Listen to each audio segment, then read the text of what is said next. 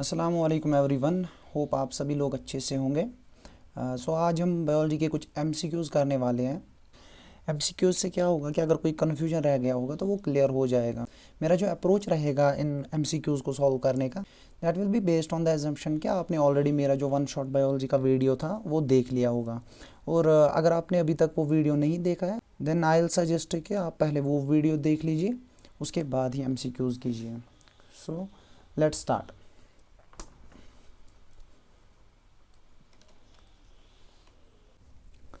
Starting with the question number 1, that is, during respiration, exchange of gases take place in trachea and larynx, alveoli of lungs, alveoli and throat, throat and larynx। जो gases exchange होता है वो हमारे एल्वियोले में होता है। जैसे हमने डिस्कस किया था, ये हमारे एल्वियोले है, ये ब्लड कैपिलरी होती है, तो यही से गैसेस एक्सचेंज होता है। जैसे हमने बोला था कि पार्शियल प्रेशर यहाँ ऑक्सीजन का ज़्यादा होगा तो ये ब्लड कैपिलरी में मूव करेगा और यहाँ से कार्बन डाइऑक्साइड मूव करेगा। तो इसका जो करेक्ट ऑप्शन है वो ऑप्शन बी है, alveoli of lungs. Next is question number 2, blood from superior vena केवा फ्लोज इनटू। देखिए हमने बोला था ये हमारा हार्ट है, इसके 4 चैम्बर्स हैं, ये राइट एट्रियम, ये राइट वेंट्रिकल, ये लेफ्ट एट्रियम, ये लेफ्ट वेंट्रिकल। ब्लड जो बॉडी से आएगा इम्प्योर ब्लड वो जाएगा through superior vena cava to right atrium, right atrium से राइट वेंट्रिकल, राइट वेंट्रिकल से पल्मोनरी आर्टरी में डीऑक्सीजनेटेड ब्लड, वहाँ से जाएगा लंग्स में ऑक्सीजनेशन के लिए, यहाँ से through pulmonary vein oxygenated blood आ जाएगा और जाएगा लेफ्ट एट्रियम में, और वहाँ से left ventricle to aorta, aorta से टू बॉडी, बॉडी से फिर से ये साइकिल चलेगा,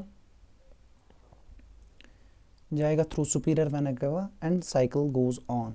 तो इसका जो करेक्ट ऑप्शन है वो ऑप्शन ए है, राइट एट्रियम। सुपीरियर वेना केवा से इम्प्योर ब्लड आ जाता है, डीऑक्सीजनेटेड ब्लड, वो राइट एट्रियम में पोर होता है। Moving to the question number 3, that is, the green color of plants is due to the presence of chlorophyll, carotene, xanthophyll, starch।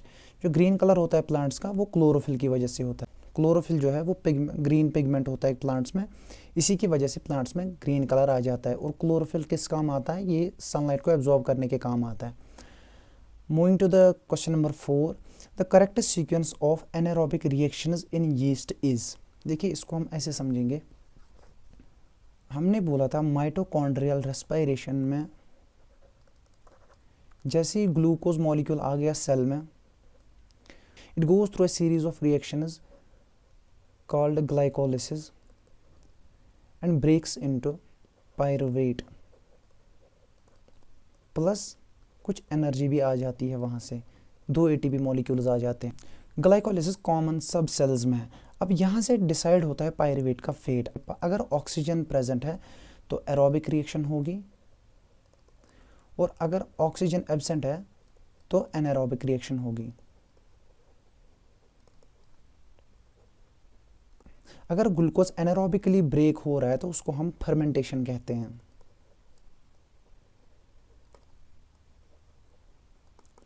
Fermentation 2 types की है, एक तो लैक्टिक एसिड फर्मेंटेशन, दूसरी fermentation होती है alcoholic fermentation. Lactic acid fermentation होती है हमारी मसल सेल्स में, जिससे लैक्टिक एसिड बनता है और मसल क्रैम्प्स आ जाते हैं। और अल्कोहलिक फर्मेंटेशन होती है यीस्ट में, जिससे अल्कोहल बनता है,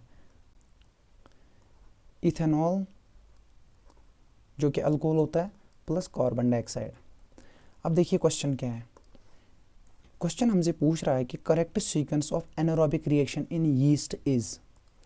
इसमें 4 ऑप्शंस हैं, glucose breaks into pyruvate to ethanol plus carbon dioxide, glucose to pyruvate to lactic acid, lactic acid नहीं बनता है यीस्ट में, उसमें इथेनॉल और कार्बन डाइऑक्साइड बनता है। अब यहाँ पर 2 ऑप्शंस हमें लग रहे हैं कि जो करेक्ट हो सकते हैं। Ethanol plus carbon dioxide 2 reactions में आ रहा है, ऑप्शन ए में, ऑप्शन डी में। अब डिफरेंस कहाँ पे है? पायरुवेट का ब्रेक डाउन होना। पायरुवेट कहाँ ब्रेक हो रहा है? अगर ऑक्सीजन प्रेजेंट है तो पायरुवेट माइटोकॉन्ड्रिया में मूव होके इथेनॉल और कार्बन डाइऑक्साइड में कन्वर्ट हो जाता है। बट अगर ऑक्सीजन प्रेजेंट नहीं है, एनारोबिक रेस्पिरेशन हो रही है, तो पायरुवेट साइटोप्लाज्म में ही कन्वर्ट किया जाता है into ethanol plus carbon dioxide. तो इसका जो करेक्ट ऑप्शन होगा वो ऑप्शन डी होगा। चलिए moving to the next question, choose the correct path of urine in our body.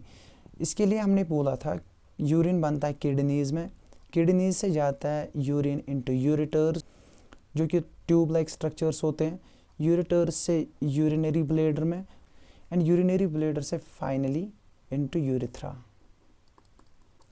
तो इसके लिए हमारा जो ऑप्शन है वो ऑप्शन सी करेक्ट होगा, kidneys to ureter to urinary bladder to urethra. इसके बाद क्वेश्चन नंबर 6 है हमारे पास, the internal energy reserve in autotrophs is glycogen, protein, starch, fatty acids. जो प्लांट्स में एक्स्ट्रा एनर्जी स्टोर होती है वो होती है in the form of starch. Starch जो है वो प्लांट्स का रिजर्व फूड मटेरियल रहता है, और एनिमल्स के केस में इन द फॉर्म ऑफ ग्लाइकोजन जो हमने बोला था कि लिवर में स्टोर होता है।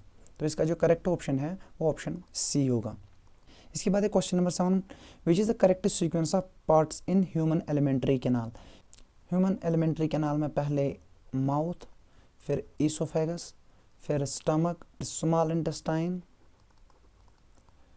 फिर लार्ज इंटेस्टाइन और फिर एनस। तो इसके लिए जो करेक्ट ऑप्शन है वो हमारा ऑप्शन डी है, mouth to oesophagus to stomach to small intestine and finally to large intestine. Moving to the next question, that is, if salivary amylase is lacking in the saliva, which of the following events in the mouth cavity will affected? Salivary amylase जो है वो enzyme present होता है हमारे saliva में। Mouth से जो है हमारी कार्बोहाइड्रेट डाइजेशन स्टार्ट हो जाती है, प्रोटीन की डाइजेशन स्टमक से स्टार्ट होगी, कार्बोहाइड्रेट्स की डाइजेशन माउथ से स्टार्ट होगी। तो जो हमारे माउथ में एंजाइम होता है सिलिवरी अमाइलेज वो स्टार्च को कन्वर्ट करता है इनटू सिंपलर शुगर्स। तो क्वेश्चन ये है कि अगर सिलिवरी अमाइलेज ही नहीं है तो इनमें से किस रिएक्शन की ऑकरेंस में हिंड्रेंस आ सकती है। पहला ऑप्शन है प्रोटीन ब्रेकडाउन, दूसरा है स्टार्च ब्रेकडाउन जो कि हमारा करेक्ट ऑप्शन है, starch breaking down into sugars. अगर सिलिवरी अमाइलेज नहीं है तो स्टार्च डाइजेशन में हिंड्रेंस आ सकती है। Moving to the next question, lipase acts on. Lipase जो है एक पैनक्रियाटिक एंजाइम है, ये फैट्स पे एक्ट करता है। लाइपेजेस फैट डाइजेशन में हमारी हेल्प करते हैं। तो इसका जो करेक्ट ऑप्शन होगा वो ऑप्शन बी होगा। Question number 10, blood consists of what fluid medium. देखिए हमारा जो ब्लड है इसके दो कंपोनेंट्स होते हैं, एक तो प्लाज्मा, दूसरा सेल्स, ब्लड सेल्स। प्लाज्मा में 90% वाटर होता है और 10% इसमें होते हैं न्यूट्रेंट्स, एमाइनो एसिड्स, फूड जैसे कि ग्लूकोज, हार्मोन्स एट्सेट्रा। और जो सेल्स है हमारी जो ब्लड सेल्स है वो 3 टाइप्स की है, एक तो है आरबीसी, दूसरी डब्ल्यूबीसी और तीसरी सेल टाइप जो है वो प्लेटलेट है।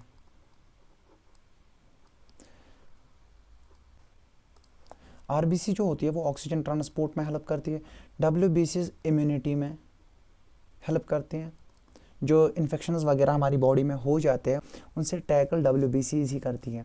और फाइनली जो प्लेटलेट है ये हमारे क्लॉटिंग के काम आती है, क्लॉटिंग, ब्लड क्लॉटिंग। मान लीजिए किसी भी ब्लड वेसल में लीकेज होगी तो ब्लड को रोकने के लिए प्लेटलेट्स आ जाती है और ये उस लीकेज को क्लॉट कर लेती है और ब्लड को वेसल से बाहर जाने से रोकती है।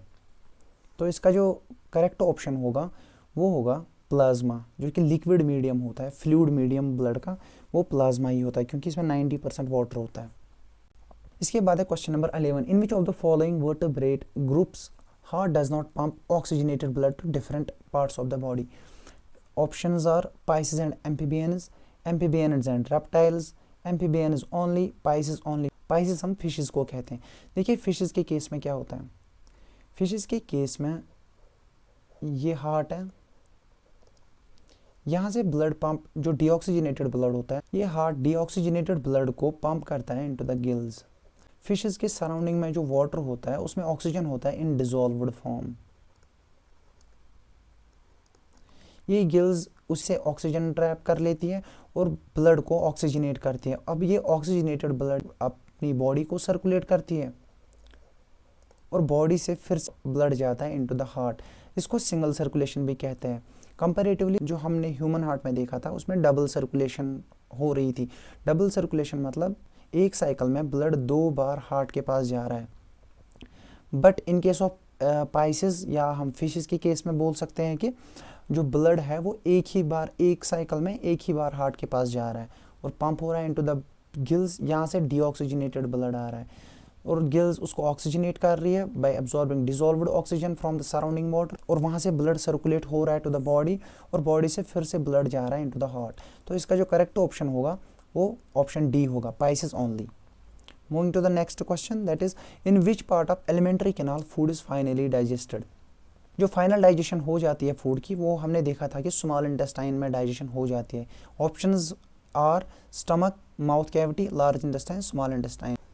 स्टमक में खाली प्रोटीन्स की डाइजेशन स्टार्ट हो जाती है with the help of pepsin. Mouth cavity में कार्बोहाइड्रेट्स की खाली with the help of amylase. Large intestine में कोई डाइजेशन नहीं होती, वहाँ मोस्टली जो है वाटर एब्जॉर्प्शन होता है। इसका जो करेक्ट ऑप्शन होगा वो ऑप्शन डी होगा, स्मॉल इंटेस्टाइन।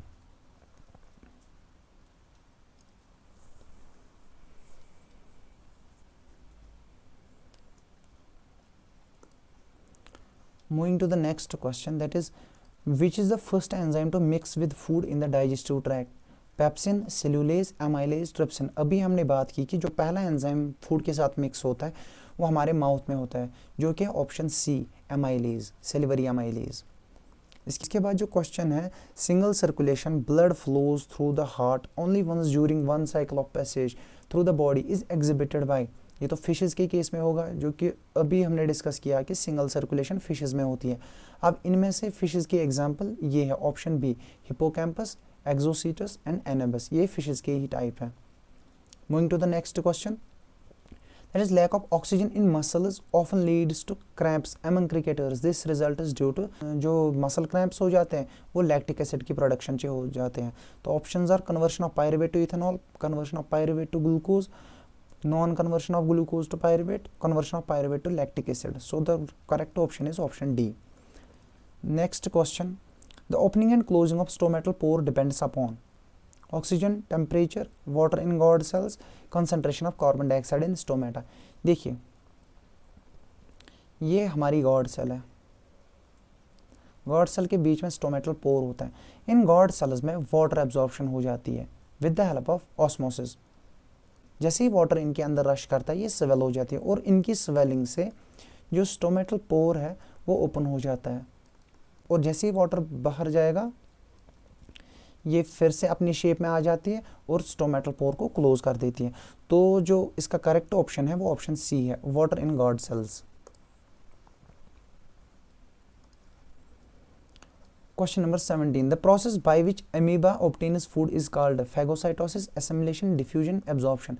जो अमीबा है हमने देखा था वो in the form of food vacuole ingest करता है फूड पार्टिकल्स को और उसको डाइजेस्ट करता है। इसी प्रोसेस को फैगोसाइटोसिस कहा जाता है। इसका जो करेक्ट ऑप्शन है वो ऑप्शन ए होगा, phagocytosis. Question number 18, which of the following is not a digestive enzyme contained in the pancreatic juice. देखिए पैनक्रियाटिक जूस में 3 एंजाइम्स होते हैं।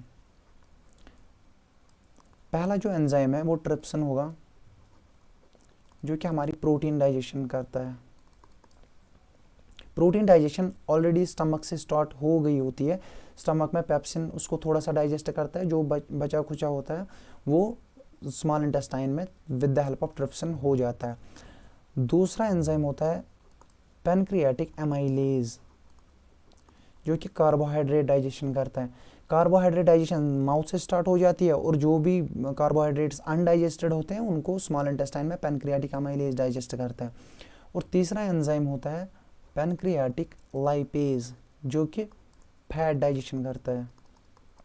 तो लाइपेज तो पैनक्रियाटिक जूस है। हाइड्रोक्लोरिक एसिड ये स्टमक में बनता है, म्यूकस भी स्टमक में प्रेजेंट होता है और ट्रिप्सिन जो है वो पैनक्रियाटिक जूस है। तो इसका जो करेक्ट ऑप्शन है वो ऑप्शन सी है, सेकंड एंड थर्ड। जो कि हाइड्रोक्लोरिक एसिड और म्यूकस, जो पैनक्रियाटिक जूस नहीं है, ये स्टमक में प्रेजेंट होते हैं। Moving to the next question, that is question number 19। The enzymes pepsin and trypsin are secreted respectively by. अभी मैंने बोला कि पेप्सिन जो है वो स्टमक में सेक्रेट होगा और ट्रिप्सिन जो है वो पैनक्रियाटिक एंजाइम है। तो इसका जो करेक्ट ऑप्शन होगा वो स्टमक एंड पैनक्रियाज होगा, option A. Question number 20. Among the following, choose the correct option which includes the organism that have a holozoic mode of nutrition. Holozoic mode of nutrition मतलब अगर किसी भी organism का जो nutrition है वो based है on solid food, that is called holozoic mode of nutrition. इसका जो करेक्ट ऑप्शन है वो ऑप्शन बी है, पैराकीट एंड अमीबा। अमीबा हमने देखा था कि फूड पार्टिकल इंजेस्ट करता है और इन the form of food vacuole, और पैराकीट जो है वो एक बर्ड है। प्लाज्मोडियम में पैरासिटिक मोड ऑफ न्यूट्रिशन होता है।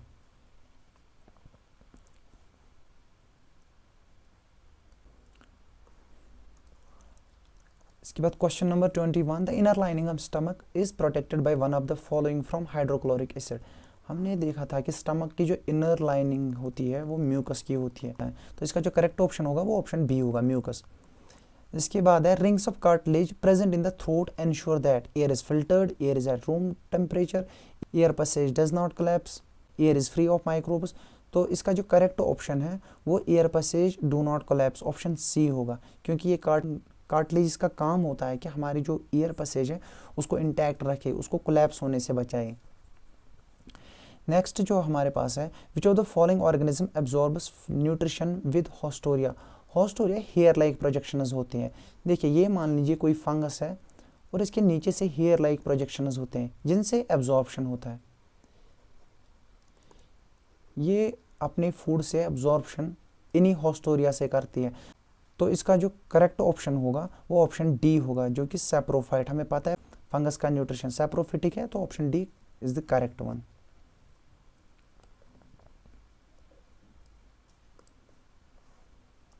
Next is raw material is required in the autotrophic mode of nutrition involves. जो फोटोसिंथेसिस है उसमें रॉ मटेरियल क्या क्या लगता है। देखिए ये कार्बन डाइऑक्साइड प्लस वाटर है, ये कन्वर्ट हो रहा है into glucose plus oxygen in presence of sunlight which is absorbed bye chlorophyll. ये फोटोसिंथेसिस की रिएक्शन है। अब देखिए कार्बन डाइऑक्साइड भी यूज होगा, वाटर भी यूज होगा, क्लोरोफिल भी यूज होगा। नाइट्रोजन का कोई काम नहीं है फोटोसिंथेसिस में। सनलाइट भी एक इंपॉर्टेंट पार्ट होती है फोटोसिंथेसिस की। तो इसको एक्सक्लूड करके हमारे पास जो ऑप्शन बचता है फर्स्ट, सेकंड और जो फोर्थ है, ये करेक्ट ऑप्शन होगा, जो कि है हमारा option C. Moving to the next question. The enzymes in pancreatic juice help in the digestion of fats and carbohydrates, proteins and fats, proteins and carbohydrates, proteins fats and carbohydrates. इसका जो correct option है वो option D है। Question number 26। Which of the following help in protecting the inner lining of stomach from the harmful effect of hydrochloric acid. ये तो अभी देखा हमने, इसका करेक्ट ऑप्शन म्यूकस है, option A. Question number 27. Sometimes we get painful cramps in our leg muscles after running for a long time due to the accumulation of, इसका भी option lactic acid होगा, दैट इज ऑप्शन डी। इसके बाद है question number 28। The excretory unit of the human excretory system is known as nephridia, neuron, nephron, kidneys. इसका जो answer है वो ऑप्शन सी है, जो कि हमारा नेफ्रॉन है। हमने बोला था कि नेफ्रॉन जो है वो फंक्शनल यूनिट ऑफ किडनी है, और अगर ये ज़्यादा स्पेसिफिक आंसर है, अगर क्वेश्चन में नेफ्रॉन नहीं है तो आप किडनीज को भी पिक कर सकते हैं। Moving to the next question. Plants use the energy stored in ATP to accomplish the process of transportation of. देखिए ये अच्छा क्वेश्चन है, इसको हम थोड़ा सा डेप्थ में समझेंगे। देखिए इसके लिए पहले हमें समझना पड़ेगा ऑस्मोसिस। ऑस्मोसिस क्या है? Osmosis is simply the movement of water from low salt concentration to high salt concentration through a semi-permeable membrane। देखिए ये मान लीजिए एक बीकर है, बीच में हमने एक सेमी परमेबल मेम्ब्रेन रखी है।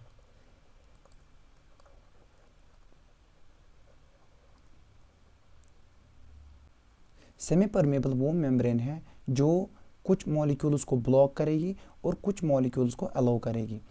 देखिए इस साइड वाटर प्लस सॉल्ट है लेकिन कम कंसंट्रेशन में, और इस साइड वाटर प्लस सॉल्ट है इन हाई कंसंट्रेशन।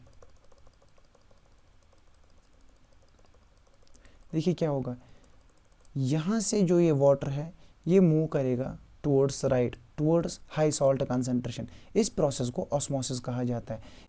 इसके बरअक्स अगर हम देखेंगे डिफ्यूजन में,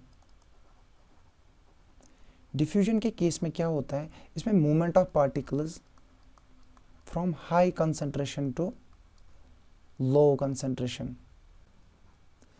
फॉर एग्जांपल अगर हम किसी भी रूम में स्प्रे कर रहे हैं तो कुछ टाइम के बाद ही पूरे रूम में उस स्प्रे की स्मेल आनी स्टार्ट हो जाती है।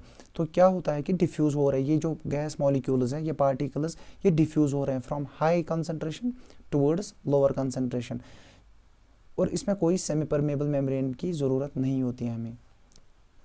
अब देखिए प्लांट्स के केस में क्या हो रहा है, ये एक प्लांट मान लीजिए और ये एक लीफ में फूड बन रहा है। फूड जैसे ही बन रहा है इसको डिपॉजिट किया जाता है into the food conducting tissue, जो कि है हमारा फ्लोएम।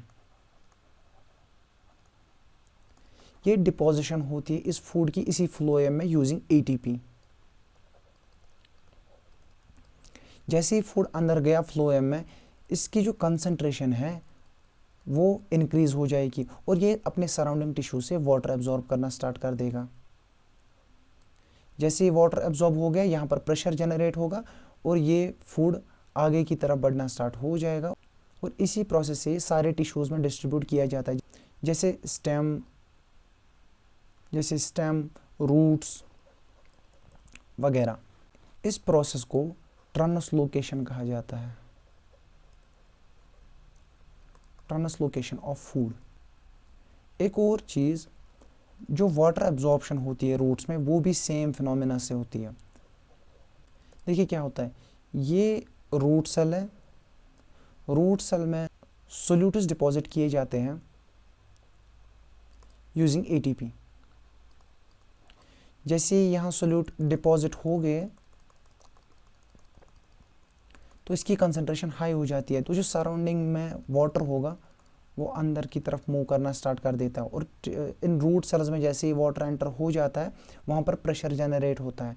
अब इस वाटर को जो प्लांट है उसके एपेक्स तक पहुँचना, उसके टॉप तक पहुँचना है। यहाँ पर उतना फोर्स जनरेट नहीं होता है ताकि ये वाटर ऊपर जा सके। इसके लिए जो फोर्स जनरेशन होती है वो ट्रांसपायरेशन से होती है। ट्रांसपायरेशन फोर्स जनरेट करेगा और इसी वाटर को ऊपर लेकर आएगा प्लांट में। ये यहाँ पर वाटर डिपॉजिट हो रहा है रूट सेल्स में, और इसके लिए ट्रांसपायरेशन जो है वो फोर्स जनरेट करेगा। तो इसका जो करेक्ट ऑप्शन होगा वो ऑप्शन डी होगा। Plants use energy stored in the ATP to accomplish the process of transportation of food. इसको ट्रांसलोकेशन भी कहा जाता है।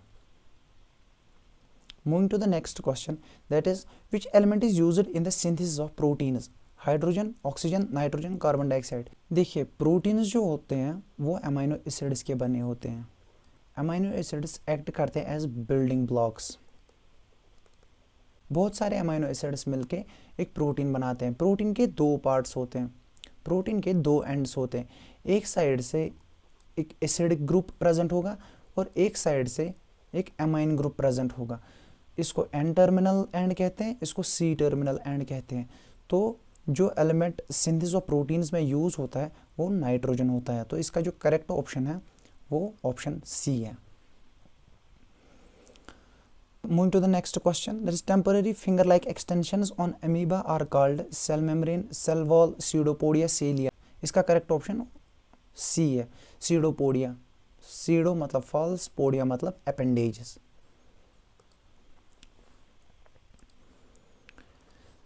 Next question is the vein which brings clean blood from the lungs into the heart is pulmonary vein, hepatic vein, superior vena cava, pulmonary artery.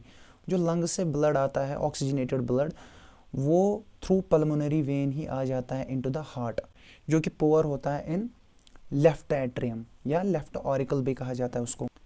Question number 33. Movement of the synthesized products from the leaves to the roots and other parts of plant's body takes place through the translocation, transpiration, transportation, excretion. इसका जो specific answer है वो translocation है. Question number 34. During deficiency of oxygen in tissues of human beings, pyruvic acid is converted into lactic acid in the cytoplasm, chloroplast, mitochondria, Golgi. मैंने पहले ही बोला कि anaerobic respiration में जो लैक्टिक एसिड फर्मेंटेशन है वो साइटोप्लाज्म में होती है, तो इसका जो करेक्ट ऑप्शन होगा वो ऑप्शन ए होगा. इसके बाद question number 35. Which among the following procedures is used for cleaning the blood of a person by separating the waste substance from it? Kidney transplant, blood transfusion, dialysis, hydrolysis. इसका जो correct option है वो option C है. Dialysis में क्या होता है? Dialysis में हम यूज़ करते हैं डायलाइज़र. डायलाइज़र में बहुत सारे ट्यूब्स लगे होते हैं जो कि बिल्कुल एक्ट करते हैं एज नेफ्रॉन. जैसे नेफ्रॉन में सिलेक्टिव रीअब्जॉर्प्शन होगा, ऑस्मोसिस होगी, वैसे ही सेम प्रोसीजर होता है. किडनी, जिन पेशेंट्स में किडनी फेलियर हो जाता है उनमें हम डायलिसिस करते हैं और इससे उनका जो ब्लड होता है वो प्यूरिफाई हो जाता है by excreting the waste materials into the surroundings of dialyzer.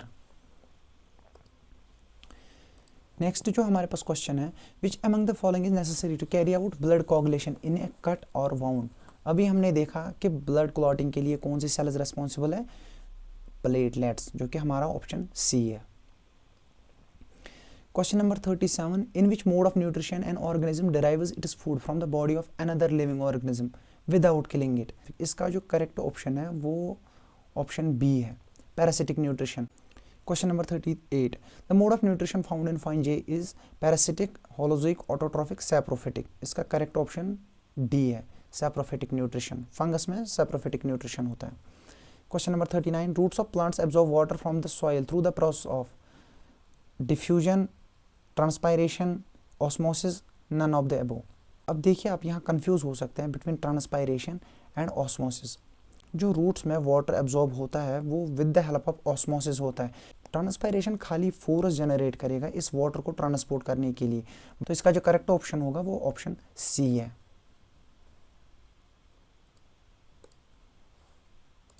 Next is the site of photosynthesis in the cells of a leaf is chloroplast, ये ऑप्शन ए इसका करेक्ट आंसर है, क्लोरोप्लास्ट. फोटोसिंथेसिस क्लोरोप्लास्ट में होती है.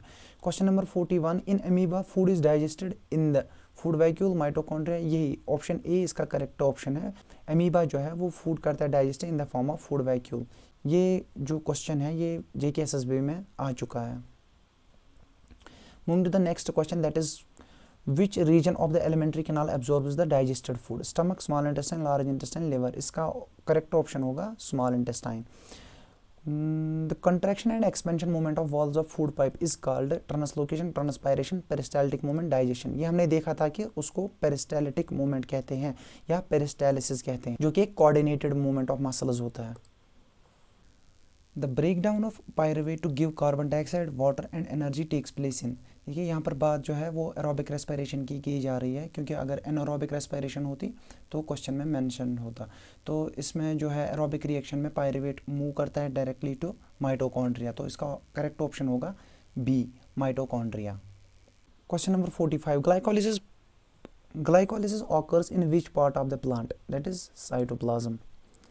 Name the substance whose buildup in the muscle during vigorous physical exercise may cause cramps. Lactic acid plus energy, जो कि option B है.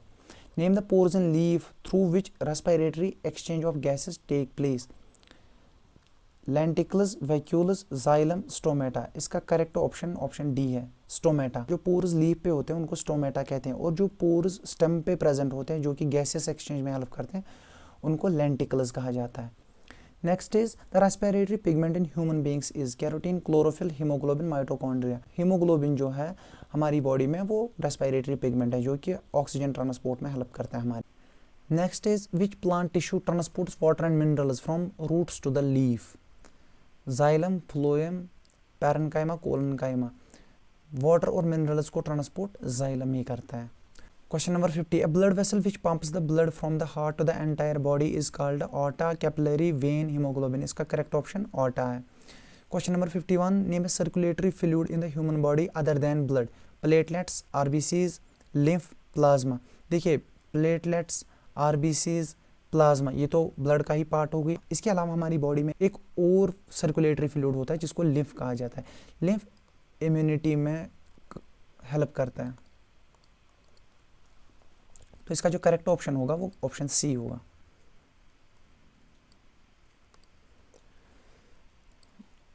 Moving to the next question, which part of nephron allows the selective reabsorption of useful substances like glucose, amino acids, salts and water into the blood capillaries? हमने जब nephron का structure देखा था,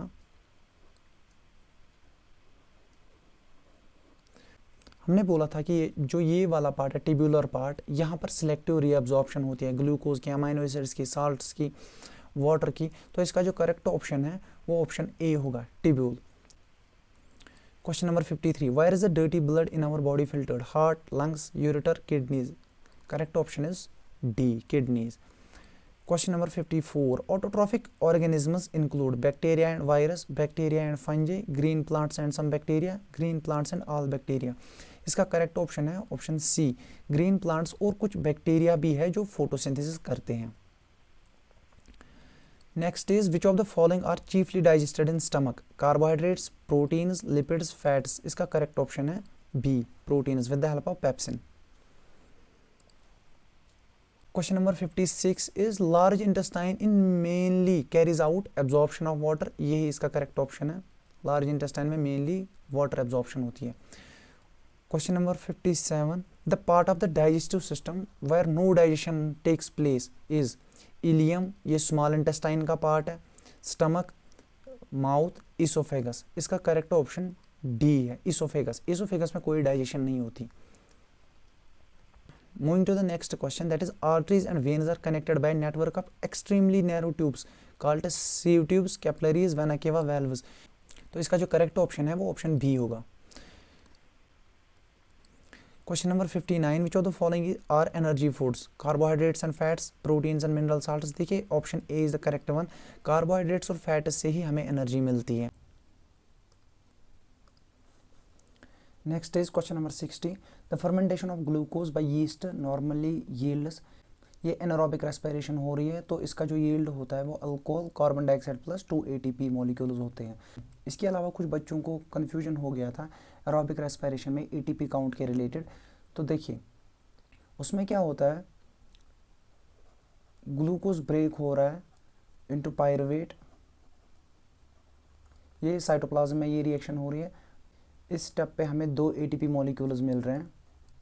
pyruvate move करेगा into the mitochondria, mitochondria में क्रेबस cycle में 2 ATP molecules हमें मिलते हैं प्लस इलेक्ट्रॉन कैरियर्स, वो जाते हैं इलेक्ट्रॉन ट्रांसपोर्ट चेन में, वहाँ से हमें 32 ATP मॉलिक्यूल्स मिलते हैं। तो टोटल काउंट हो गया 32 + 2 + 2, that is 1 glucose molecule gives 36 ATP molecules. चलिए next is question number 61, a large quantity of one of the following is removed from our body by lungs, that is carbon dioxide. Next is, in respiration air passes through. इसका जो correct option है वो option B होगा, nasal cavity to pharynx to larynx to trachea to bronchi and finally to bronchioles. इसके बाद है question number 63, a biochemical compound that readily combines with oxygen and distributes it throughout the human body is, इसका जो answer है वो haemoglobin होगा। Haemoglobin ही oxygen transport में हमारी हेल्प करता है। Moving to the next question, that is normal blood pressure is, normal blood pressure in humans is. इसका करेक्ट ऑप्शन ऑप्शन ए है 120/80 millimeters of mercury, Hg। Next is, blood pressure is measured by an instrument called barometer, sphygmomanometer. इसका correct option है option B, sphygmomanometer. ये question भी JK SSB में पूछा गया है। Question number 66, the chlorophyll in photosynthesis is used for absorbing light, breaking down of water molecule, no function, reduction of carbon dioxide. जो chlorophyll होता है वो उसका मेन काम जो है वो लाइट एब्जॉर्प्शन है, तो इसका करेक्ट ऑप्शन ए होगा। Next is, proteins after digestion are converted into carbohydrate, small globules, amino acids, जो कि करेक्ट ऑप्शन है। हमने अभी बात की जो एमाइनो एसिड्स हैं वो बिल्डिंग ब्लॉक्स ऑफ प्रोटीन्स होते हैं। Question number 68, carbohydrates in the plants are stored in the form of option B starch. Question number 69, bile juice is secreted by stomach, pancreas, small intestine, liver. Option D is correct. Liver bile juice को secrete करता है और bile को store gall bladder करता है। Question number 70, which of these juices is secreted bye pancreas. Trypsin pancreatic juice है, pepsin जो कि स्टमक में सिक्रेट होता है, बाइल को लिवर सिक्रेट करता है into small intestine. So the correct option is option A trypsin. Question number 71, name the tube which connects kidneys to the urinary bladder. इसका करेक्ट ऑप्शन है यूरेटर, ऑप्शन डी।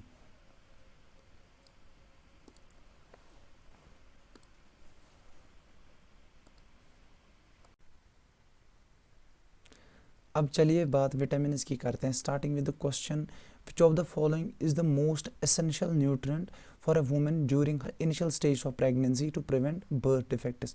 जो pregnant women होती है उनको folic acid यानी vitamin B9 की बहुत ज़्यादा ज़रूरत होती है। अगर उनमें फोलिक एसिड की कंसंट्रेशन कम रही तो बहुत सारे बर्थ डिफेक्ट्स आ सकते हैं। तो इसका जो करेक्ट ऑप्शन है वो ऑप्शन बी होगा। Next question is which of the following food sources has the highest levels of vitamin C. इसका जो करेक्ट ऑप्शन है वो ककाडो प्लम है, जो कि एक ऑस्ट्रेलियन फ्रूट है। Next question is which of the following vitamin help us in blood clotting. Blood clotting में हमारा विटामिन के हेल्प करता है। Which is the leading cause of blindness in children world wide. Blindness के लिए जो responsible vitamin है वो विटामिन ए होता है।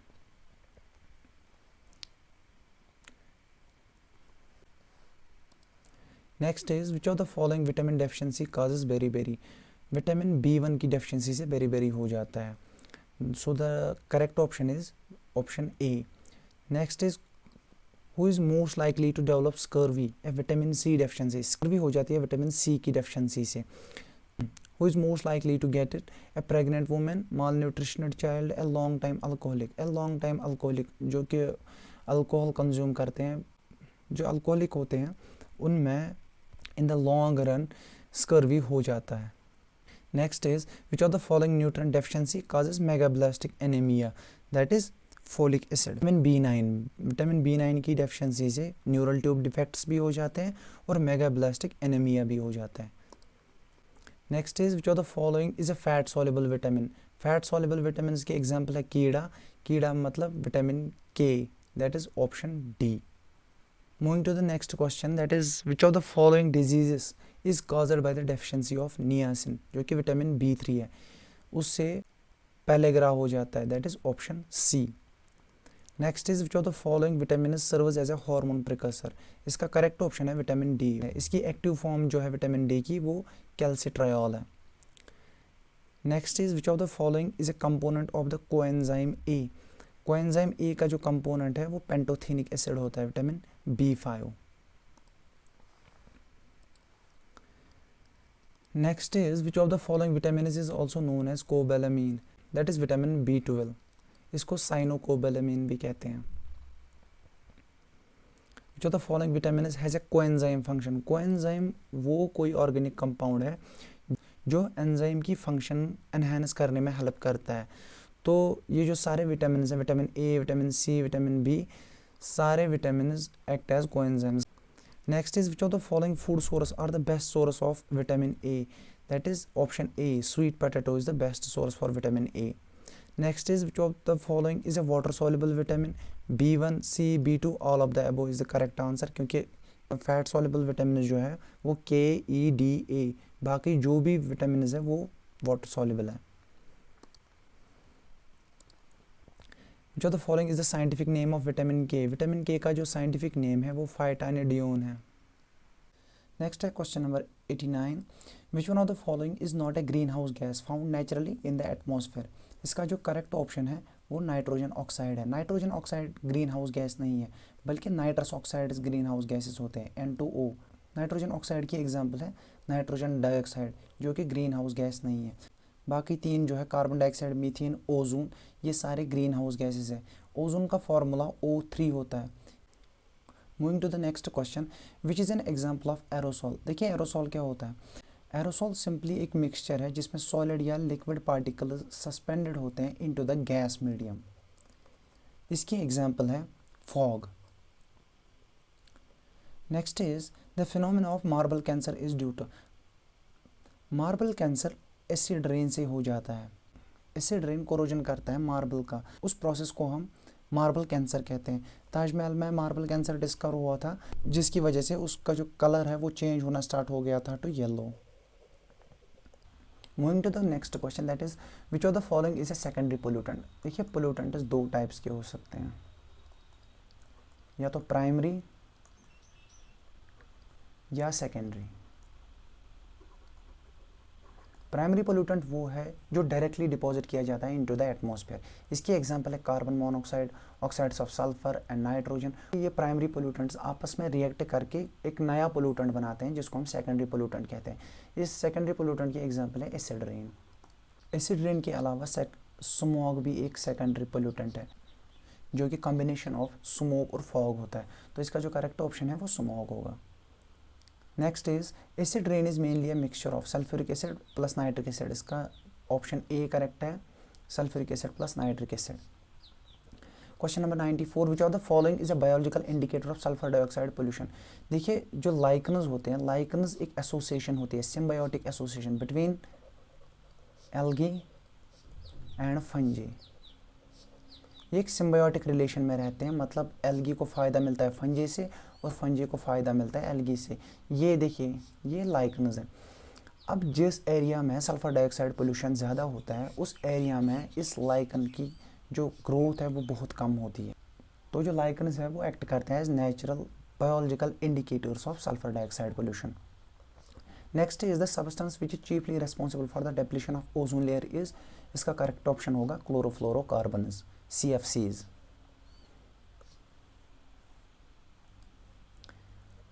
Moving to the next question, which of the following gases is not a green house gas. देखिए इनमें से हमें देखना है ग्रीन हाउस गैस को कौन नहीं है। Methane, nitrogen, water vapour, carbon dioxide. Carbon dioxide भी एक ग्रीन हाउस गैस है, वाटर वेपर भी ग्रीन हाउस गैस है, मीथेन भी एक ग्रीन हाउस गैस है जिसका फॉर्मूला CH4 होता है। इसमें से बचता है नाइट्रोजन। जो नाइट्रोजन मैंने अभी बोला, nitrogen as green house gas act नहीं करता है, तो खाली करते हैं नाइट्रस ऑक्साइड्स N2Os, वो ग्रीन हाउस गैस होते हैं। तो इसका जो करेक्ट ऑप्शन होगा वो नाइट्रोजन होगा। Next is in a food chain the second trophic level is occupied bye carnivore, autotroph, herbivores, producers. देखिए जो ट्रॉफिक लेवल होती है उसमें फर्स्ट ट्रॉफिक लेवल में प्रोड्यूसर्स होते हैं, प्रोड्यूसर्स के बाद हर्बिवोर्स, उसके बाद कार्निवोर्स। ये फर्स्ट ट्रॉफिक लेवल है, ये सेकंड ट्रॉफिक लेवल है, ये थर्ड ट्रॉफिक लेवल है। तो जो सेकंड ट्रॉफिक लेवल होती है that is occupied by herbivores. Option C is the correct one. Next is we should reduce the use of plastic bags, bottles etcetera because they are not durable, they are non biodegradable, they are made up of toxic materials, they react with the atmospheric gases। देखिए pollutants को classify और दो groups में भी किया जा सकता है, नॉन डिग्रेडेबल और बायोडिग्रेडेबल। नॉन डिग्रेडेबल वो सबस्टेंसेस हैं जिनको हम सिंपलर या हार्मलेस फॉर्म्स में कन्वर्ट नहीं कर सकते, जैसे DDT हो गया, पॉलीथीन, प्लास्टिक। और बायोडिग्रेडेबल पोल्यूटेंट्स वो पोल्यूटेंट्स हैं जिनको हम सिंपलर या हार्मलेस फॉर्म्स में कन्वर्ट कर सकते हैं, जैसे सीवेज वाटर की। इसका जो राइट ऑप्शन होगा, इसका जो करेक्ट ऑप्शन होगा that is they are non biodegradable. Plastic bags non biodegradable होते हैं। Next is the process of accumulation of harmful chemical substances like pesticides in the body of living organisms at each trophic level of a food chain is known as। देखिए एक process है जिसको हम biomagnification कहते हैं या biological magnification. मान लीजिए कोई वाटर बॉडी है, उसमें मरकरी की कंटेमिनेशन है, इस मरकरी को स्मॉल फिशेस कंज्यूम करेंगी, इन स्मॉल फिशेस को इनसे बड़ी फिशेस कंज्यूम करेंगी जैसे ट्राउट, और इस ट्राउट को कंज्यूम कौन फाइनली करेगा, शार्क। अब जो ये पोल्यूटेंट है, ये जो कंटेमिनेंट है मरकरी, इसकी जो कंटेमिनेशन है वो इंक्रीज हो रही है eight each trophic level.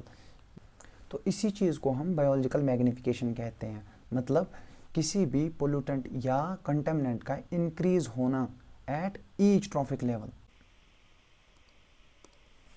Next है हमारे पास, if 100 joule energy is available at the producer level in a food chain then the energy available to the secondary consumer will B.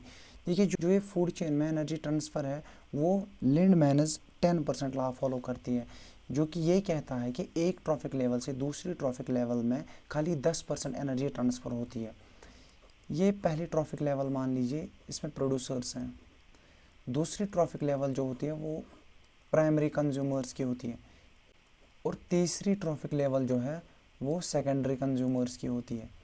यहाँ पे 100 जूल एनर्जी है, यहाँ से इस वाली ट्रॉफिक लेवल में खाली 10% एनर्जी जाएगी, मतलब खाली 10 जूल एनर्जी ट्रांसफ़र होगी। और इस वाले ट्रॉफिक लेवल से यहाँ पर 10 जूल का 10% यानी खाली 1 जूल एनर्जी ट्रांसफ़र होगी। तो इसका जो करेक्ट आंसर है वो ऑप्शन सी है। Next is, what will happen if deer is missing in the food chain given below, grass to deer to tiger. देखिए अगर यहाँ पर डियर नहीं है, ग्रास को कंज्यूम करने के लिए डियर नहीं रहेगा, तो ग्रास की जो पॉपुलेशन है वो इंक्रीज़ हो जाएगी, और टाइगर ग्रास पे फीड नहीं कर पाएगा, तो टाइगर की जो पॉपुलेशन है वो डिक्रीज़ हो जाएगी। तो इसका जो करेक्ट ऑप्शन है that is option D, the population of tiger decreases and the population of grass increases. Next is, which of the following radiation is responsible for the conversion of atmospheric oxygen to ozone। Atmospheric oxygen को UV radiation ozone में convert करते हैं। Next is, red data book contains data of, red data book में थ्रेटनेड species का data होता है। Next is, which of the following salts is the main cause of permanent hardness of water. देखिए hardness of water मतलब अगर water में calcium या magnesium salt डिजॉल्वड है उसको हम हार्ड वाटर कहते हैं। तो जो परमानेंट हार्डनेस ऑफ वाटर के लिए रिस्पॉन्सिबल साल्ट होता है वो मैग्नीशियम सल्फेट होता है, मतलब option A. Next is, which of the following is A water borne disease, typhoid, cholera, diarrhoea, all of the above. इसका करेक्ट ऑप्शन होगा ऑल ऑफ द अबव। ये सारी डिजीज जो है ये वाटर बॉर्न डिजीज हैं। फाइनली एक point दिया गया है यहाँ पे, high biological oxygen demand indicates water pollution. देखिए अगर मान लीजिए ये कोई एक वाटर बॉडी है, इसमें माइक्रो ऑर्गेनिजम्स होते हैं जो कि डिकम्पोज करते हैं ऑर्गेनिक वेस्ट। अगर इसमें ऑर्गेनिक वेस्ट की जो कंसंट्रेशन है वो इंक्रीज़ हो रही है, इसको डिकम्पोज कौन करेंगे, यही माइक्रो ऑर्गेनिजम्स। इन माइक्रो ऑर्गेनिजम्स को ऑक्सीजन चाहिए होता है, ये जो वाटर बॉडी का डिजॉल्व्ड ऑक्सीजन होता है ये उसी को यूज़ करते हैं for the decomposition of this organic waste. अगर ऑर्गेनिक वेस्ट ज़्यादा है तो ये ज़्यादा से ज़्यादा ऑक्सीजन कंज्यूम करेंगे, जिससे एक्वेटिक लाइफ जो है इस वाटर बॉडी की वो अफेक्ट हो जाएगी। अब हाई बायोलॉजिकल ऑक्सीजन डिमांड मतलब इनको बहुत सारा ऑक्सीजन चाहिए। क्यों चाहिए, क्योंकि इनको बहुत सारा ऑर्गेनिक वेस्ट डिकम्पोज करना है। इसका ये मतलब है कि वाटर पोल्यूटेड है। इसी के साथ हमारा जो ये आज का MCQs का सेशन है ये कंप्लीट हुआ जाता है। मैं उम्मीद करता हूँ कि ये सेशन आपके लिए बेनिफिशियल रहेगा आपके आने वाले एग्ज़ाम्स के लिए। नेक्स्ट हम जो है केमिस्ट्री स्टार्ट करने वाले हैं। टिल देन अल्लाह हाफिज़।